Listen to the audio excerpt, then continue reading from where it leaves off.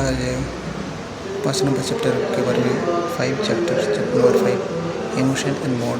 तो इसमें हम क्या क्या पढ़ेंगे उसके बारे में देखते हैं।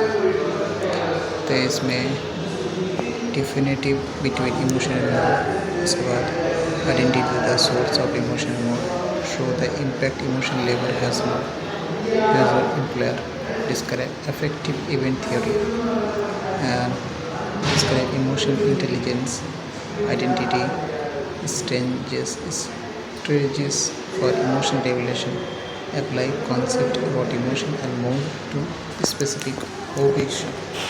सबसे पहले इमोशनल मोड क्या है? तो affect a broad range of feeling that people experience. तो इसमें emotion caused by the specific event, very brief, second or minute, specific and numerous in nature, accompanied by distinct facial expression, action oriented in nature. As per mood, goals often general, unclear, last longer, more general, generally not indicated by distinct expression, cognitive in nature. The base emotion, moral emotion में कुछ है 6 universal emotions. Ekman 2003 में बताया गया। सबसे पहले angry, fear, sadness, happiness, disgust, surprise, ऐसे चीज़ आता है उसमें। Moral emotion with moral implications, Haidt 2003 में इसको बताया। Sympathy, guilt, moral anger, contempt, इसमें feeling for the suffering of others motivates personal behaviour.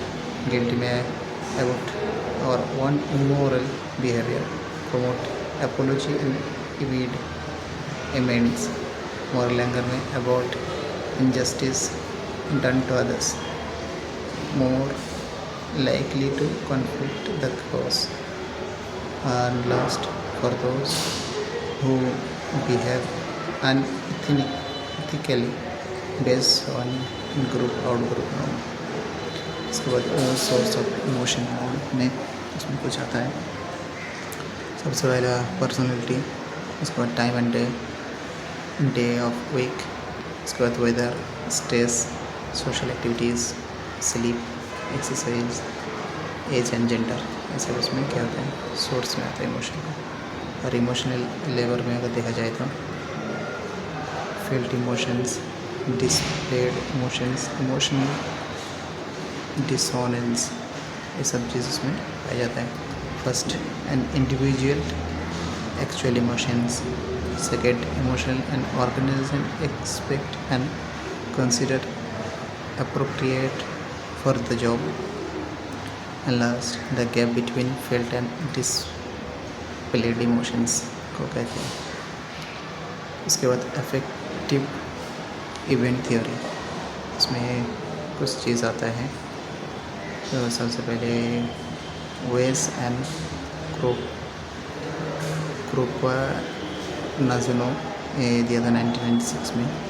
Player react emotionally to thing that happen to them at work, and those reaction influence their job performance and satisfaction.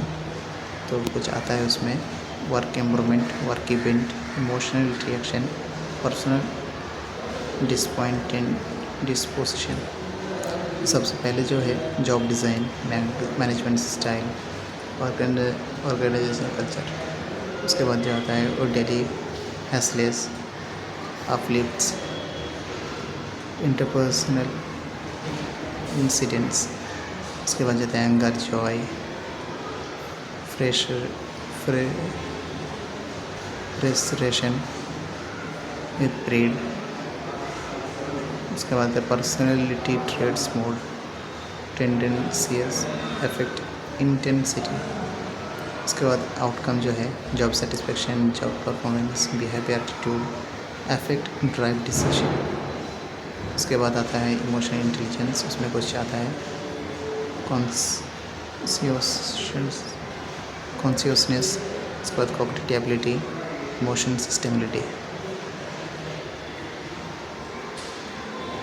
उसमें पहले वाला receive emotion in self and other, second understanding the meaning of emotions, regular emotions, उसके बाद emotion regulation, emotion suppressions, cognitive reappraisal, social sharing, mindfulness. उसके बाद आता है hobby का एप्लीकेशन एंड इमोशन मोड। उसमें selection, decision making, creativity, motivation, leadership, negotiation, customer service, safety at work. तो यहीं पर हमारा 5 नंबर चैप्टर एंड होता है। अस्सलाम वालेकुम।